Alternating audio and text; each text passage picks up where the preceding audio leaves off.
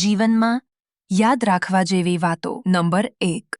જીવનમાં જે કંઈ પણ થાય છે એનું કંઈ ખાસ કારણ હોય છે, કાં તો એ કંઈક ખાસ બનાવીને જાય છે અને ક્યાં તો ઘણું બધું શીખવી જાય છે. નંબર 2. મનગમતું મળ્યું છે, નસીબદાર છે તે, પરંતુ જે મળ્યું છે એને મનગમતું બનાવે એ સમજદાર છે. નસીબદાર દુઃખી હોઈ શકે, પરંતુ સમજદાર ક્યારે પણ નહીં. નંબર 3. કોઈ પણ અપેક્ષા વગર હંમેશા બધાનું સારું કરવાનો પ્રયત્ન કરવો, કેમ કે કોઈએ કહ્યું છે કે જે લોકો ફૂલ વહેંચે છે તેના હાથમાં સુગંધ રહી જ જાય છે. નંબર 4. કોઈ લાગણીશીલ વ્યક્તિ સાથે સમજી વિચારીને વિશ્વાસઘાત કરજો.